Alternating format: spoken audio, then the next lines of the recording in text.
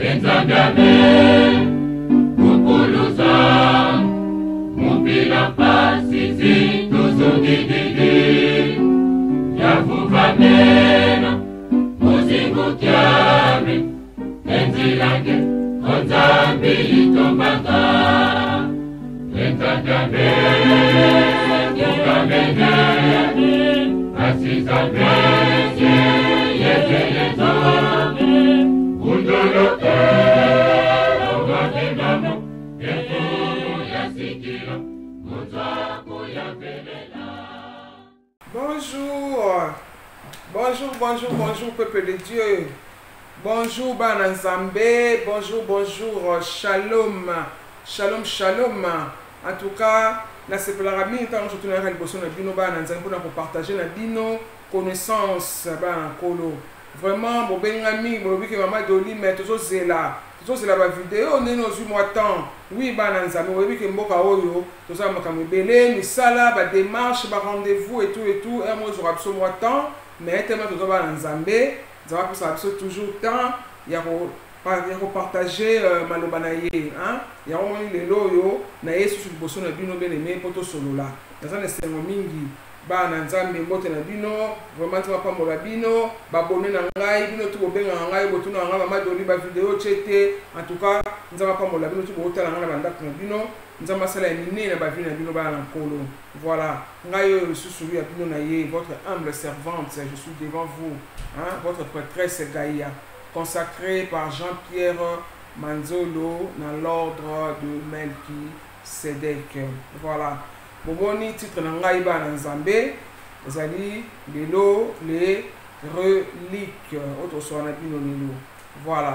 Bien aimé, Osée 4, c'est le but d'Abisso. Mon peuple périt par manque de connaissances. Tout le baron Mingi, hein? Papa Nangai Jean-Pierre Manzolo a répété en moi chaque fois. Manque de connaissances. Ça c'est vrai. Ce que éviter vraiment ils allaient pas si nous avons moi l'objet ceux qui ont nzambe au bakisi connaissance du quoi sacerdoce n'a été à robot là yo bonzambe na bien aimé. Il y a un moment les lots vraiment toujours font makambe belé na relique bien aimé. Relique ezali ba nzambe. Relique ezali ba reste hein ba reste ya ba corps ya ba sang ya ba to oyo bazalaki sacré ba nzambe. Ba to o ba salela nkolo mingi. Hein? Tout le monde va pape, pape, archevêque, pasteur, il y a minene, oh ba salela nzambe ba Moïse, ba to minene ndengwana, ba biloko na bango, ba reste na bango, les tobengi ba relique, bien aimé, tobengi ba relique. Oh ba sali ko salela. Mais ba Bible, azoza nango toujours relique puis yango wana za Bible, elamba ya mutu oyo azali kolata mutu ya nzambe. Il y a des reliques, bah reste, hein, au etikalaka, il y a des gens même papa na maman na yo, azalaki vraiment na kati ya bonzambe makasi, azalaki na spiritualité makasi ba nzambe. Ba biloko na ye, o atiki, il y a ba bengi ba relique. Ils étaient à Moïse, relique munene. Ils étaient à mettre avatar ou à Simbara. Azanango toujours, bon, et toujours tout le temps. Pour ça, il y a un rituel. Pour ça, il y a une prière. Pour bonde la pour na batu. Azaka toujours na kan na yewana Simbara. Donc, ils ont quota énergie, ils ont quota onction. Et nous on sera naté. Il y a un autre bengi. Ba relique ba nzambe. Ba relique yangoana. Ba bloko ya batu oyo bazalaka vénéré. Bato oyo bazalaki na bonzambe makasi ba nzambe yango wana ezala très puissant babikuwa ya bato bakufa oyo bazalaki vénéré le pape bien expliqué bino ba saint babikuwa na bango yango wana tobengi ba relique bien aimé yango wana moni ke na l'église catholique babombaka toujours corps ya ba saint babombaka toujours corps ya ba pape. Toujours dans l'église catholique, bah bon bah corps. Pourquoi bah bon bah parce que bah mi kuwa wana ya ngolande bah bengi bah relique ya ngolande tika na puissance tika na onction tika na bonzambe bien aimé. Soko za na ngo mi kuwa te mais soko za biloko ya mutu azaki vénéré net na PC simple mettre avatar nzete na ye oza na ngo ou bien Moïse nzete na ye tika ki oza na ngo bien aimé. Tu peux prier à partir ya biloko no senga grâce et pas en colo. à partir ya biloko ya mutu wana oyo atikaki mutu ya nzambe okosenga grâce na nzambe puissance ya onction ekota kati na yo ozala lokola mutu wana bana nzambe tomona bapapa na biso bakufa mpe papa na yo azalaka mayele papa na yo azalaka très intelligent azalaka mutu ya nzambe alinga makambo ya nzambe mingi asala makambo mingi azalaka mayele okotikala ata na stylo même stylo na yo azalaki kokomela azalaki kosigne nango stylo na azalaki kosalela okoki kotikala nango bana nzambe juste mpona kozala nango neti relique kosenga na nzambe apesa yo intelligence ya papa na yo azalaka nango bien aimé même kaye na ye même eloko ndenge azalaki kokomela mingi eloko ndenge azalaki kozala nango mingi otikali nango yango nde tobengi relique yango wana nde etikalaka na baonction na biloko ebele bana na nzambe eza lokola exemple nakopesa bino ya ADN il y a tout dedans na ADN so basali test ADN tolobaki te papa azowanga na mwana basala test ADN nde tosalaka ebimisaka nyonso bana na nzambe nyonso to ebimaka na ADN sexe na yo makambo nyonso to ebimaka na ADN sikoyo biso bana na nzambe toza na se ya rati na biso oyo nasekaka bino na nsima liwa ezala lokola diskete ezala na se ya rati na biso bien-aimé babengaka yango mémoire akashique yango na mutu enregistraka nyonso bana na nkolo maso to oyo tosalaka s'enregistre nde nayebisaki bino soki okufi oke na ba 24 veillard po basambisa yo batrone babimisaka diskete wana mémoire akashique oyo ebombaka nyonso tout oyo tosalaka même bapouvoir ya bato na nzambe minene tout etikalaka na mémoire akashique nde barécupéraka yango mpona kotia komosala nyonso tout oyo osala na vie voilà mikuwa sikoyo etikalaka na nyonso na pouvoir na puissance ya mutu mikuwa etikalaka bien aimé eza kutu makambo ya kala eza ya lelo te ebanda avant Jésus Christ bien aimé makambo ya barelique makambo ya barelique ebanda kala ebanda lelo te banda avant Jésus Christ ezala tomona Moïse bien aimé eza na Bible Moïse ntango akufaki ange Mikael abunda mpona kowela mikuwa ya Moïse. Pourquoi abunda mpona kowela mikuwa ya Moïse bien aimé mutu asakufi tokolobaka mutu asakufi na ye mikuwa na ye bosala nango nini eza parce que connaissance ayaki te parce que toyebi te yango lelo naye komemela bino connaissance oyo toyeba ke mutu azalaki vénéré mutu azalaki na bonzambe mikuwa na ye etikalaka na baonction mpona vani napesi bino exemple oyo ke ya baeglise catholique babombaka bacor bango mpoka pamba te parce que baza na connaissance bayebi ke a partir ya mikuwa wana bosala bapriere bamiracle kosalama makambo minene kosalama na kati ya mikuwa yango na moi nazolisa bino ke archange Mikael abunda. Quand je parle d'archange Mikael nazoparle archange Mikael oyo ya armée céleste ya nzambe te oyo bamikael baza ebele nazoparle na ange oyo azali na service ya mabele ye mpe azali ange Mikael donc aza ndenge moko te na ange Mikael oyo ya armée céleste non donc ye abundaki na diable bazali kowelela mikuwa ya Moïse baza kowela yango pourquoi bien aimé bawela corps ya Moïse bazalaki babundaki parce que baa na connaissance diable aza na connaissance ange mpe aza na connaissance bien aimé toyebi histoire ya Moïse na Bible. Moïse akola na ndako ya grand prêtre Pharaon toyebi akola na bamagie égyptienne Pharaon alakisa ye bamagie ya mabe ya molili et Moïse azalaki kobunda bitumba oyo ezalaki commandité par Pharaon azalaki koganye parce que ezalaki na ndenge ya molili mais après ntango Moïse azalaki kokima na désert nzambe arécupéraki lisusu Moïse arécupéraki Moïse akotisi ye lisusu connaissance bana nzambe akotisi lisusu magie divine tokoloba talaka Moïse déjà azalaki koganye babitumba Moïse azalaki na palais ya Pharaon azalaki somo na kisi na ndenge ya molili bana nzambe Moïse ayebi nyonso wana po akolaki na ndako ya Pharaon azalaki prince mais après ntango nzambe susu arécupéré mpo nzambe ayaki na projet ya Moïse bana nzambe toyebi histoire wana na Bible nzambe akotiaki Moïse na palais royal ya Pharaon c'était pas pour rien parce que azalaki na besoin Moïse a eu un magie à Mokili. Par après, nous croyons qu'il y a un projet à Moïse pour récupérer Bana Israël. À récupérer ce que Moïse a cotisé sur son magie divine. À cotisé sagesse. À cotisé enseignement divin. Pour qu'il récupérer Bana Israël, une histoire. Il y a un Zambie. Il y a un moment où Moïse a prouvé qui le roi est au diable. À sa connaissance. Il y a un qui a quatre à Moïse.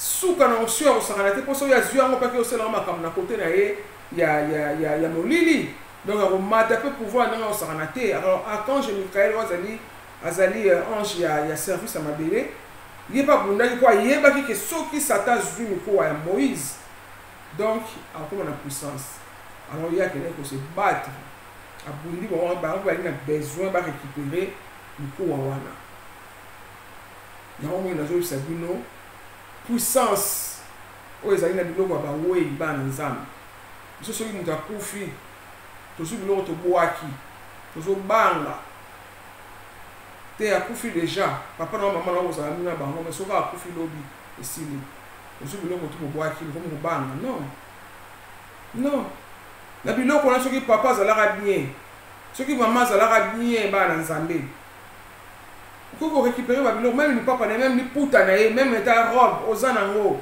otikali nango parce que tu yeba quitté on savait pas tu na connaissance oyo te ba na nzambe entre guillemets je dis toujours que c'est normal parce que biso na ekine à l'époque tu sais le bakor ya ba we ndenge ni na ba mbeto mona bolani simu tu botie ba coton na zolo botie ba bougie par-ci par-là quatre quoi ya mbeto botie ba bougie toi qui na peur bana nzambe toyebi yango na bane 80 otoki na bakini tozokolela ndenge wana yango moni ke kotia biso bapeur wana tomona ke biso akufi olinga komi fantôme même aza papa no mama na yo komi kobanga komi kolenga tozali koyeba te parce que c'était la peur ndenge bazakolalisa kaka moto mona 3 jours olelaka 3 jours bozolelaka moto mitu esali mona pasi ondenge moto wana olamuka mais toyebaki te on savait pas bien aimé to bana ko négliger to ko banga moyo ozo to tika ta liputa mama na wata sapato zate tout bobwaki or ça va relique mon soki mama na wazara bien je dis bien faut faire attention so la ki moto nzambe il faut pas kufa na nenga mabele ba biso ba kufa mona simba kisi et simbita kufi wana autre chose je parle de bateau bazo kufa na mort o ya boyebi ka zalaki bien azali ko sa na nzambe azali une intelligence moko boyi tu peux récupérer ses affaires pour na rebonde là osenga grâce na nkolo ya mutu wana oyo azalaki nango intelligence ya mutu wana bien aimé voilà na kati ya barelique etikaka puissance etikaka pouvoir nde na esi na mikuwa bien aimé eza lokola ADN etikala eza na nyonso tout information ya mutu nyonso tout bien aimé génétique eza na kati ya ADN biso mpe spirituellement parlant toza na mémoire akashique bato bakendaka babimaka na nzoto bakenda ba voyage astral bakenda kotanga kuna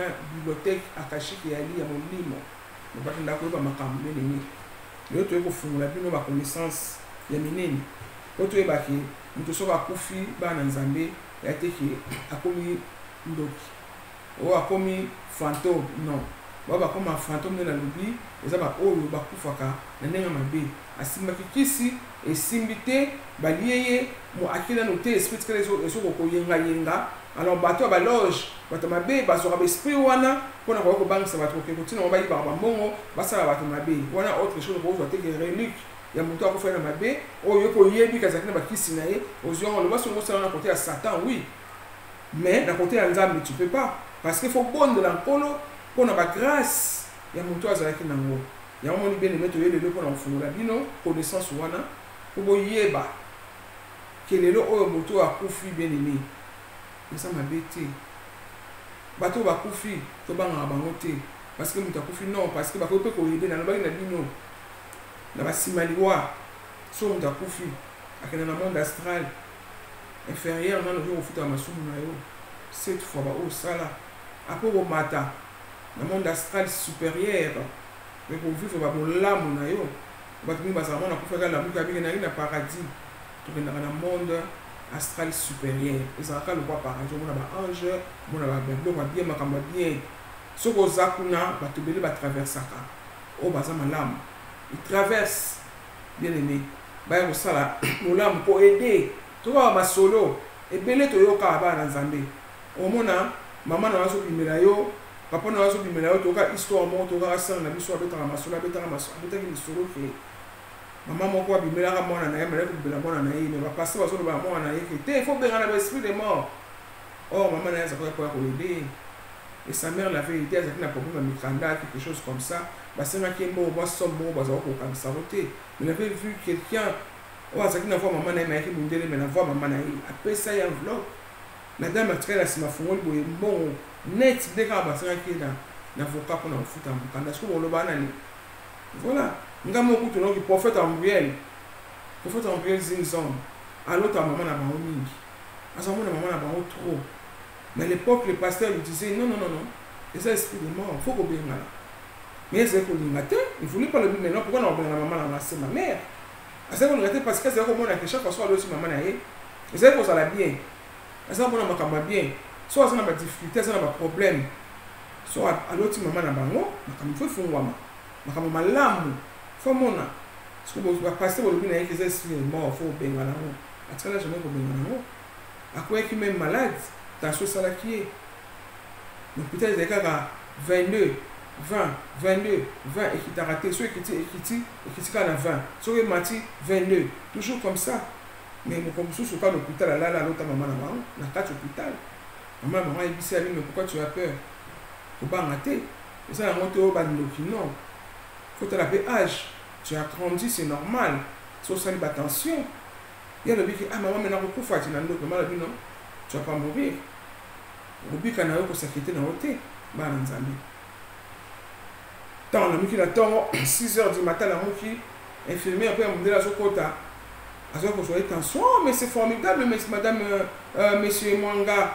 C'est formidable. Au sali 12 de tension depuis au côté hôpital ça la 22 20 22 22 mais comment ça se fait au sali 12.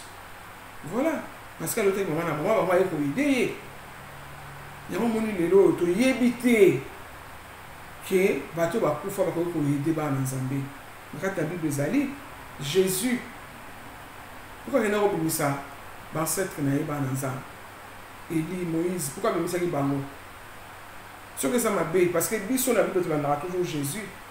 Jésus n'a pas dit Grégor na biso par excellence. Tu vas makamunaï, tu vas pas Jésus na Bible. Jésus a dit ça qui Élie Abisaki Moïse, parce qu'il y a besoin d'un bango à solo là. La Bible dit que Jésus a se transfiguré qui a comme qui éliminé, laisse tomber, comme qui vraiment donc qui est incroyable, il a pas de tout comme qui peut. Comment ça se fait Jésus a rien comme ça qui m'a bé. Je sais que ça la monte pas avec que biso to zali na sima to landa. Anga mona mama anga ça la monte. Mais Jésus ça la qui a moi. Nzambe déjà est mort à le bazali Nzambe à Jacob. Il y a Isaac, il y a Abraham. Pourquoi? À ça la référence dans la Koufa. Baba Koufa. Sur les alaki mabé. Sur les alaki malamouté. Nous avons la référence que Jésus, le Dieu d'Abraham, le Dieu d'Isaac, quand on Hollanda. Dans la Bible. Alors comment ça se fait que vous évitez que nous sommes à Koufi, à quoi vous aider, nous sommes à Koufi dans l'âme. Pour éviter que nous sommes à Moutou. Ouais, Tikaka. Bah, relique, ko saïla ngo ko senga. Bah grâce à travers biloko ya mutu wana bien aimé. Toye bien monté. Et ça va connaissance. Ya minene, o tozo fungola lelo. Biloko na yeka ka biloko ya mutu moni catholique ça toujours quoi rater le nabo. Mais oui, parce que baza na connaissance wana, ils sont des reliques, ba mikuwa. Et fani na ba église. Oh, bah, ça, il y a un rituel, une prière, il y a mystique. Mais quoi, les gens aident. Ils ont la onction, ils ont la puissance. Dans le cas de l'Osranate, tout le monde va l'islam, va en Zambie, dans la Mecque. Tout va dans la Mecque, tout musulman va dans la Mecque, et pour va dans tout manteau, kaka, manteau. Il y a Mahomet, exactement. Va dans la Mecque, au bon de lui qui est relique.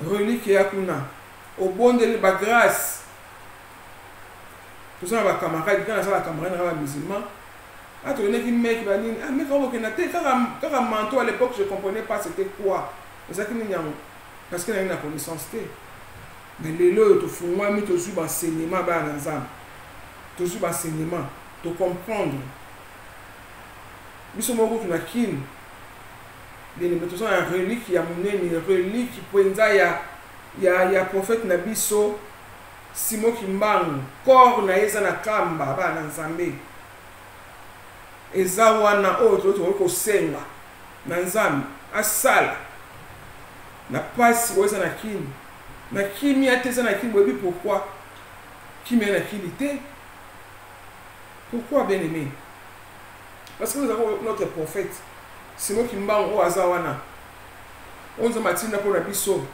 asala bikamwa ya minene ba na nzambe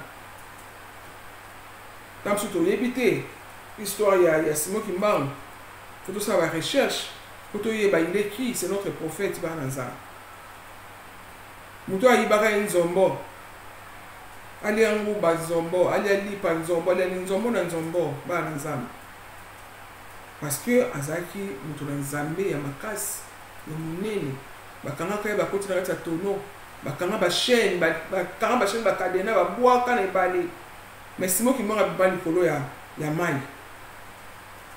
parce que asala makambo ya minene azalaki un être ascensionné moto na nkolo ya munene relique yango toza nango relique ya munene to na mboka na biso ba na nzambe tozo négliger so ne to souffrir te na kini to négliger bato bakufa soka mutu akufi boke bokunzi et c'est fini bobosani bozongomela no masango bokenda soko tala mutu ango te non bien aimé to négliger ba cimetière na biso mindele ils ont compris toutes ces choses là ba comprendre baza na intelligence ba na sagesse baza na connaissance ba ebi déjà que kobongisa ka cimetière bien aimé cimetière kaka et puis ça a chance mine na mboka bato bakufa bakomba esprit ba défendra pe biso ba na nzambe alors biso na kin to négligea ba cimetière bato bakufa ko to tanga asu kombote ngana bi ser mo kaza lo bana ngai te ko tanga to kombote so mtakufa ko tanga asu kombote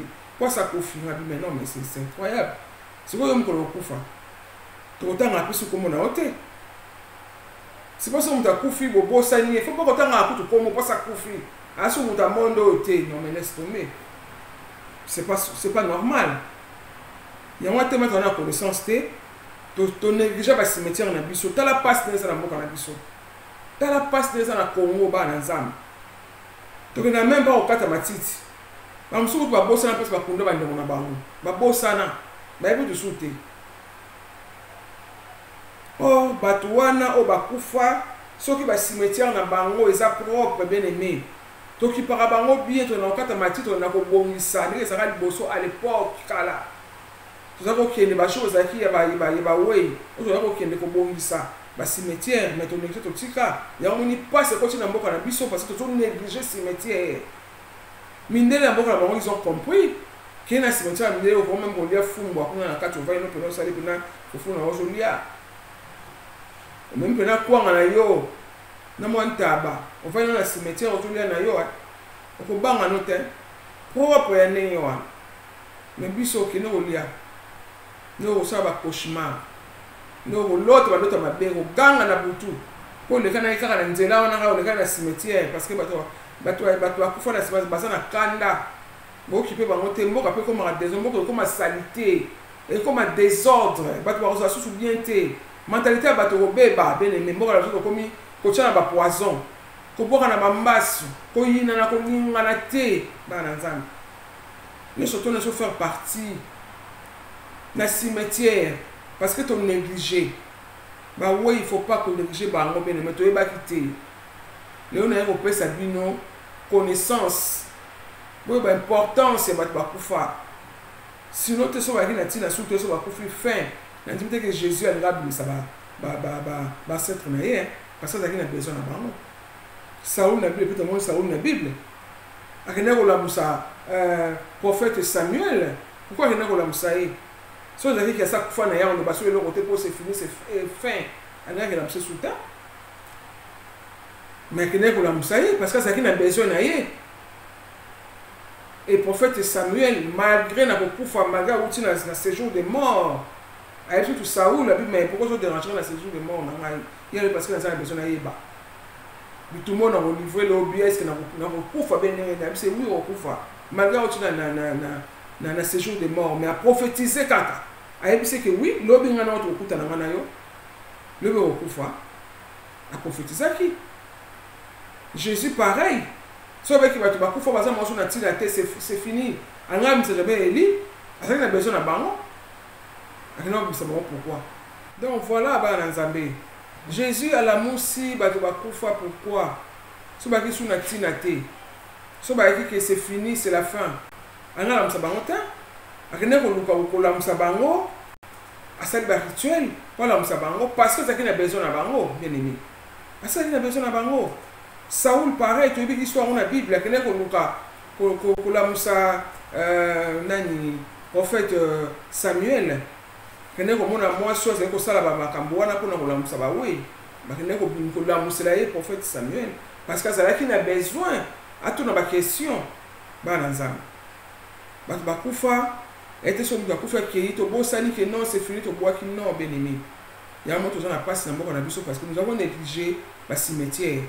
To négliger ba cimetière ba na nzambe to négliger ba to bakufa to boaki ba non baza ba utilité so baki ba to bakufa belé ba idaka le to yebi yango avant to yebaki yango te mais lelo na connaissance o to ko fungola bino lelo ba na nzambe ko boye bango ezali ba connaissance o to yeba ke muto akufi aza inutilité bien aimé ko senga bato bakufi bakomi ba esprit surtout ba oba sela nzambe mingi bien aimé nazo betela bino lelo témoignage moko ya munene o esala ngai mo ba frisson na bino na okabula ona bino po mona importance makamona zoloba de ba relique de ba reste bato bakufa ba relique na bango ba na nzambe na personne mbote na frère na ngai makambo ya ngwana frère Emmanuel. Tu es bien là comme Mamadou Machuda, mon frère n'a pas su un beau témoin, nous n'avons pas mon pas sur ça. L'histoire on a joué bête à l'histoire, on a joué ça sur la maman naïe. Maman naïe ça au bella, bien aimé. Malade tu dis que maman naïe sur la poli, maman malade tu bella bella. Parce que là quand moi une maman à côté d'elle encore quoi il a raillé, n'a pas mis ça au cas n'est ça, bah ensemble. Maman wana mokolo muso ala muki kaka boye a se préparer moko a sukola sa auto misala mutazali ko bela na telema asali misala journaux a bongisa bien ye moko mi bongani a tie mo maquillage moi ça doit ser auto azo ser ba ménage a kamui waza ko idée alobi na ye pakola mafuta na mututi na makolo oui donc sion bapakola une notion na mututi na makolo ba na nzambe et s'il y a s'allonger a bandi ko prier a prier na ninga mukiete ba na kolo bola na bien a bonde la sengi pour la bana na ya sambeli nzambe o ezali na zo expliquer mo ko boye baki ta to ka okufa nzambe asinela biso na ba rêve ba songe ba nzambe on ne faut pas tout négliger ba rêve parce que nzambe révèle absolument toujours makam so oza moto na nzambe so osambela ka mingi Dieu il va te révéler même le jour de ta mort nzambe va révéler yo tant to la ka to kota mbala moko na monde éthérique na singam no ba corps monde éthérique ya oza monde na ba rêve et ba ndoto ezaka pembeni na corps physique na monde physique corps na physique les actes même d'accord éthérique. Il y a un là la malambo quand on compte là corps éthérique. Il y a un mode il y a bandoto, il y a rêve. Donc il faut pas qu'on néglige. La maman azaki déjà révélé nzamba ça qui est déjà. Il y a un moni ayeba qui to ba mususu. On ayeba qui liwa na yo apopera qui on ira ayeba qui oui. Nzamba révélé la biso. La maman elle était révélée ayeba qui à l'amuki à salima comme on a bino. bapakoli huile d'onction de la tête jusqu'au pied.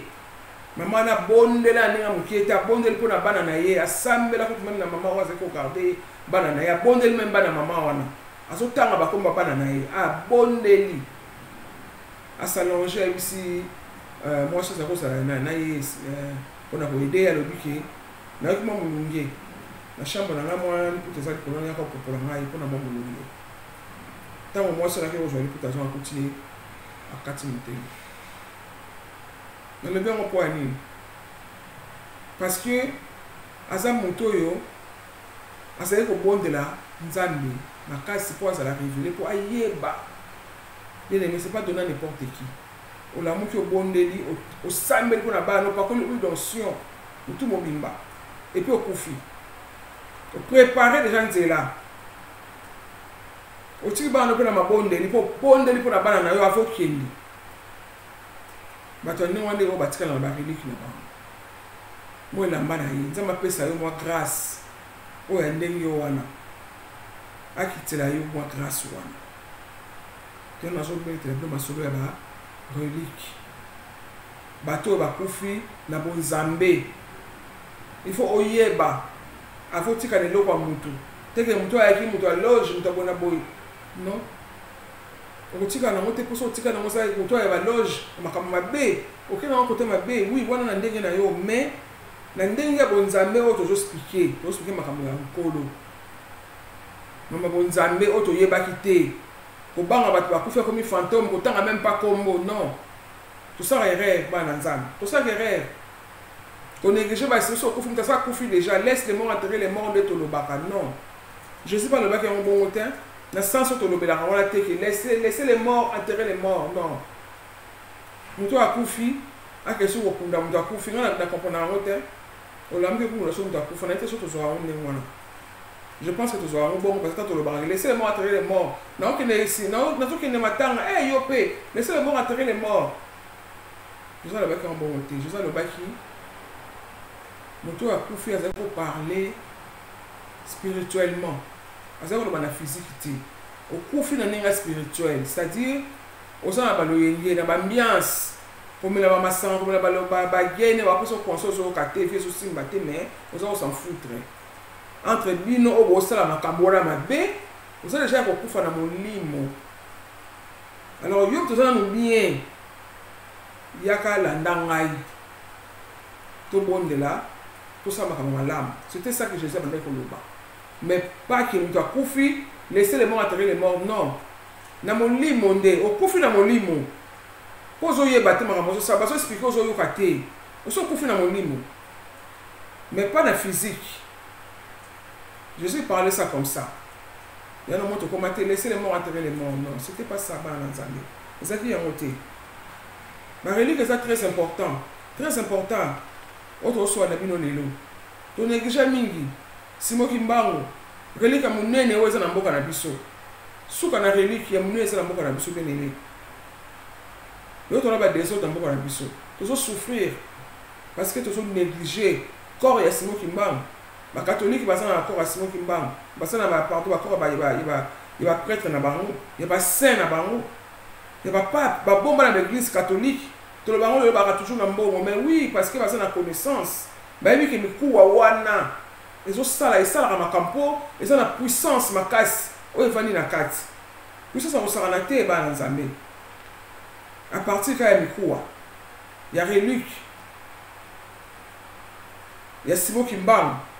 To kosambela kosenga nzambe asunga Kongo to sengi Simon Kimbangu to sengi na relique na ye to leleli ye asunga biso mboka so néglige cimetière mboka komaka vraiment désolé quoi et komaka sale bato bakomaka tourmenté bato basu bien te tabso to comme na Kongo ko boka na ba malade ba mbasu ba PC koyina na tozolingana te olingi moninga na ote bazuwa bamakambo belebele na mboka na biso bene me ti awa na bamboka poto tovanda mikila poto bacongolais entre biso ça va pas tozoyokana te tozolingana te bafamille bakaboni bandeko kutu aboma kaka ndeko ne po ndeko na bali nga na bali te ya boti na boti te ya bonga na bongi te tozolokana bamosusu bakomi na moko pulbwa akomi na motema mabe mpo kaka asisa ndeko na ye so bakuti ozo abo nzambe te asepelisi yo bana na nzambe abebisi vi na yo moto ya mabe. Voilà bien aimé, tozo na relique ya monene na mboka na biso tozo néglige totikeli Simon Kimbangu bakongo non aka mpona bakongo te. Simon Kimbangu aza mpona bato nyonso tous les Congolais. Simon Kimbangu prophète na biso bamiracle ebele oyo asala bana nzambe. Il est là, son corps est là na kamba okokolela tosenga nga na bondela na Simon Kimbangu nasengaka baza baêtre sanctionné oyo babengaka baishib bango wana baêtre sanctionné bamoïse baabraham baeli basimon Kimbangu bamahome babuda bango wana bafraternité blanche babengaka bato oyo basalela nkolo oyo kobenga mpo bayebe yo na lumière basunga yo okwesama te ozokende na nzela ya kolo. C'est vrai ke bataki ezalaka ebele dango mpa lingaka bongo to akotelemela yo mpo okende mosika te na bonzambe ozosenga bato basalela nkolo bayebi mpo loko ozanga barelique na bango te oyo kobondela relique morale mpe ezali parce que oyebi baœuvre oyo Simon Kimbangu asali oyebi ki ye Simon Kimbangu makambo oyo asalaka. C'est ça on appelle ça relique morale parce que oyebi makambo na ye Moïse bapreuve na ye makambo ebele asala bamiracle asala na babible toyebi oyo kobondela osenga nzambe osengi Moïse ayede yo osengi Simon Kimbangu ayede yo mpo kwesama te na bonzambe na yo apesa makasi oza toujours na lumière ya kotelema bana nzambe. Nuni yango wana tolobi il faut kozala na koyeba kozala na connaissance. Voilà. Tout le monde a par exemple belé bien aimé. En fait, Élisée, à quand on a élu pourquoi?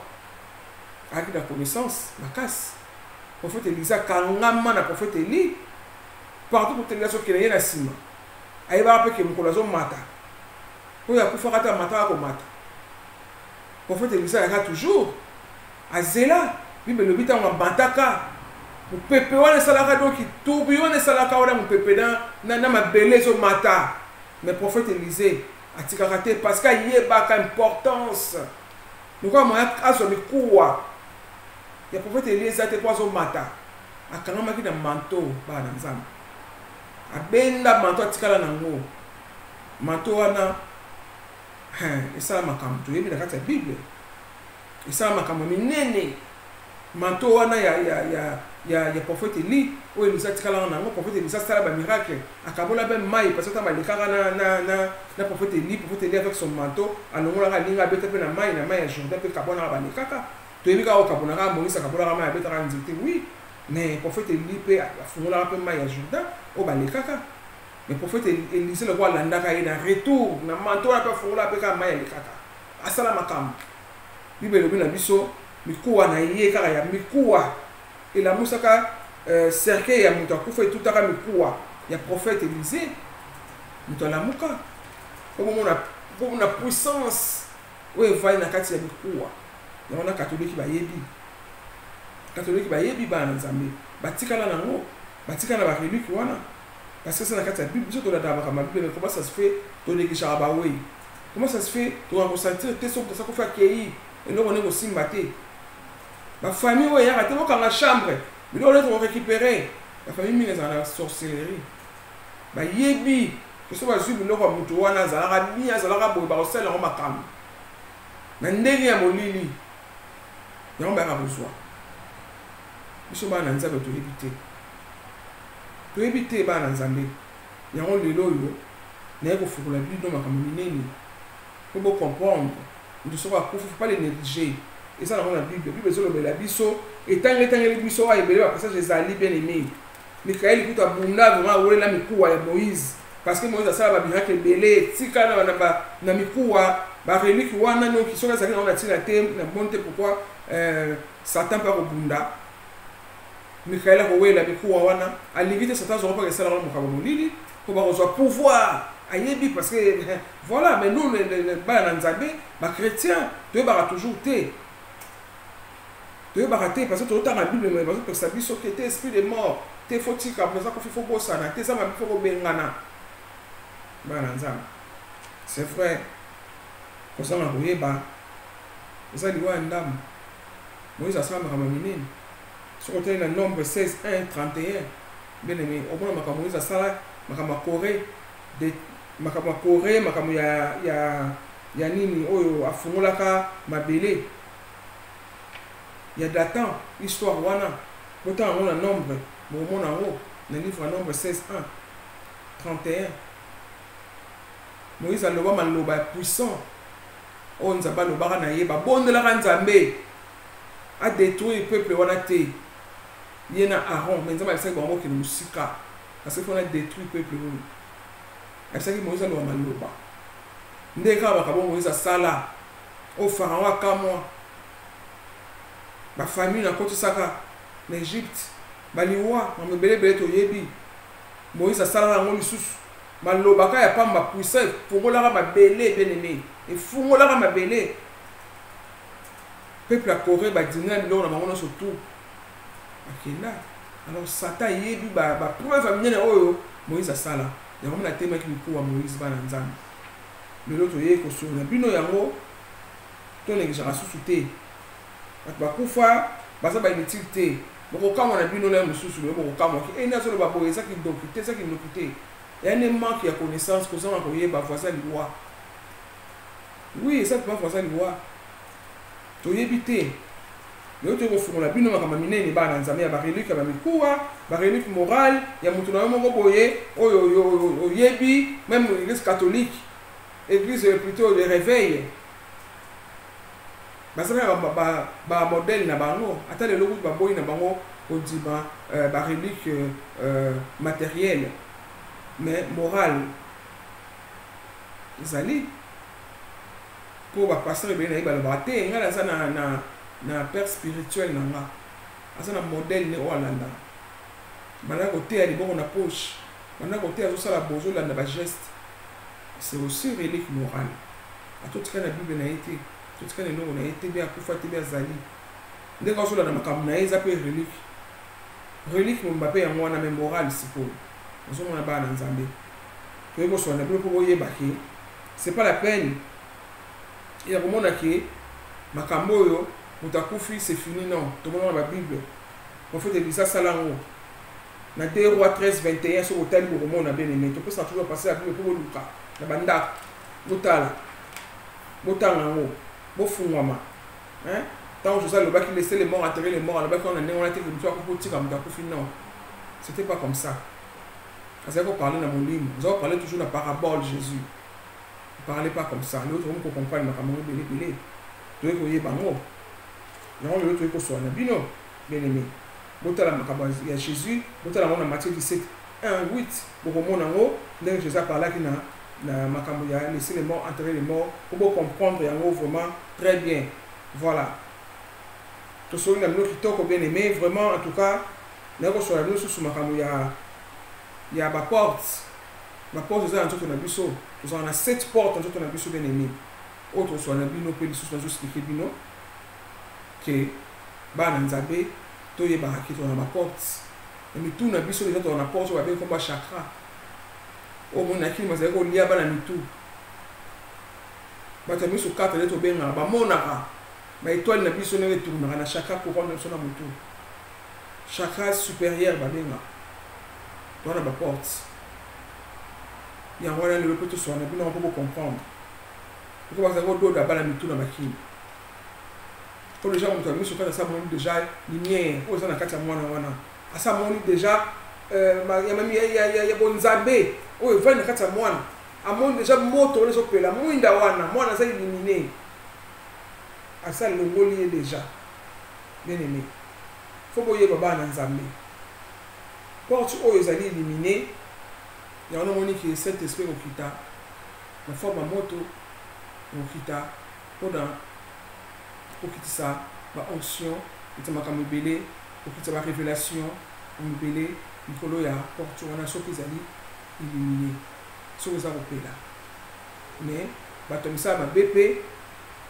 bakotaka na porte wana soki mwinda eza ya kokufa soki mwinda eza ya kokufa eza mawa mingi bien aimé parce que okoma exposé na bataki nyonso tout yango omoni ke bazobwakela bato bambaso ezwi yo babwakeli yo pese ezwi yo parce que porte na yo wana eza polele c'est-à-dire mwinda eza ya kokufa eza ya kopela te yango omoni bandoki bangangakisi bakobwakela yo maladi facilement po porte na yo ezali polele wana première porte. Deuxième porte bien aimé oyo est très important na soa na bino yango eza na sexe na biso yango wana eza suli ya plus important osangana te na bakoro nyonso satan ayebi yango atakaka bino asekaka bino na phénomène mari na femme de nuit.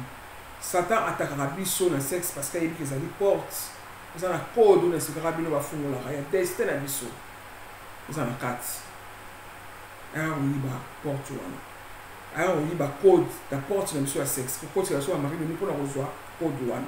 Deuxième porte yango wana. Troisième porte bana nzambe eza loboko boye awa eza porte yango tolobaka ke kopesaka motu na n'importe qui te parce que moto na nzambe soki apose yo loboko azobondela aza concentré moto na nzambe bien aimé énergie na ye ekobima ekofungola porte ekosala koya motu na yo porte eza likolo motu na ye simino chakra eza likolo na motu eza na motu na biso ekofungama eza passage oyo moto na nzambe akokotisa énergie na ye soki azali moto ya nzambe oyo ya bien aza na bonzambe ya solo bana nzambe akokotisa makambo ya kitoko amapamboli bagrâce mais soki azali moto na nzambe oyo aza moto ya bolili te tomona bapaster mosusu basimbaka babiloko ntango akopose oyo loboko bana nzambe akokotela oyo makambo mabe poison akodétruire akobenda osoza na moto na oyo ya koyiba yango yango moni topesaka toujours conseil donne pas la tête à n'importe qui bana nkolo il faut kosambelaka liboso kobondela avant okende église wana bamemi yo na église moko oyebi no te oyebi pasteur yango te mbala moko tu laisse ta tête batya motu batya loboko plutôt pasteur wana mpo oyebi ye te tu sais pas yango tomona makambo ebele ozalaki na yo bien mosusu balobaka yango babenga o naki na kutu bien tina komokende église makambo yango surtout ebebi bona boye mais parce que tu es parti comme ça osalaki nzambe te bien aimé Dieu il est en nous souffle oyo nazolobela nazopema oyo eza nzambe moto ana kati c'est Dieu qui est en nous na forme ya souffle alors pourquoi répondre yo te soki obondeli nzambe atalisa yo pasteur wana esi aza malamu soki na église wana nzambe akotalisa yo okomona ona basine ntango mosusu moninga abengaki yo ana kozwa yo dimanche okende église na biso ndenge olakisa o pasteur na sokosa baproblème moko boye obondeli nzambe olamuki pene na buto obondeli baminute pene obi nzambe na kokende esika boye papa talisa ngai nzela soki esisa malamu mabe nali nayeba ata na basine mokonzi lakisa ngai nzambe talisa ngai papa nakokende boye te mpo nayebi pasteur yango te nayebi ete nzambe mais loko aza mosali na yo ngai azokende mais ngai na misu te ya komona ya koyeba te mais yo oza nzambe na ngai tu peux me okoki kolakisa ngai yango na basine ntango ombondeli ndenge wana belenge okosala attentif na basine na yo mpo oyeba yango okomwa ntango sola mingi na ntongo masana abenga kozwa yo olembi oza fatigué nokisu te fe nasala boye ozolembalemba kaka faut comprendre ke nzambe azotalisa yo ke ne va pas kokende te bana nzambe voilà wana bapasteur oyo batiaka bamaboko nanasino ke porte yango misapi na biso mpe eza na basignification yango misapi eza na basignification beneme wana tokosola yango mpo totikali na ntango mingi te tokosola yango na bino na koexplike bino omonaka baprêtre toujours avec des doigts ya bénédiction akobénir omona ngai nasalaka toujours boye nazobénir parce que misapi oyo mibale eza misapi ya bénédiction bana nzambe na droite eza ya bénédiction na gauche boye nde eza ya mabe ya côté ya diable ya côté ya droite tomonaka bapape tomonaka baprêtre boye bazobénir toujours na misapi mibale eza misa pa bénédiction eza mabe te toswana bino mama misapi na video oyo ekoya bana nzambe nzambe apambola bino bana nzambe te na bino mbala nsima en tout cas napesi mbote mingi na mentor na ngai maître Jean-Pierre Manzolo. Vraiment merci papa, merci à toi na connaissance oyo mbote mingi na mama Lima na bana mbote yango na pesi bino na pambola bino mama Honorine Pengate mama na biso notre évangéliste mbote na oyo yango na mapamboli na yo mama na pesi mbote mingi na manager na ngai le prophète Ambriel Dr Zing merci beaucoup na ozosala na pesi mbote mingi na cameraman na ngai nzama pambola yo mbote mingi na ba frère na ngai o bazotika ngate toujours na losambo bazotika ngate na ba conseil mbote mingi na frère na ngai Ghana Doli Antigo nzama pambola yo avec tes enfants na pamboli mon frère oza na Sénégal otala nga toujours André Doli mbote mingi na yo notre Benjamin hein mwana suka mbote na yo Justin Doli nzama pambola bino en tout cas mbote mingi na mama na ngai ya déchirement bobenga nga bozebele ba papa na nga bobenga ngai na déchirement des mystères na pesi bino mapambo na bino yango na bandako na bino bozala béni en tout cas mbote mingi na bino mais surtout o botala ngai mbote na ba pasteur na ngai otika ngai te bobenga nga toujours ba apôtre hein ba prophète o to so na bino mingi na ba conseil na bino merci beaucoup mapambo na bino yango wana et tout un nom bala sima au revoir.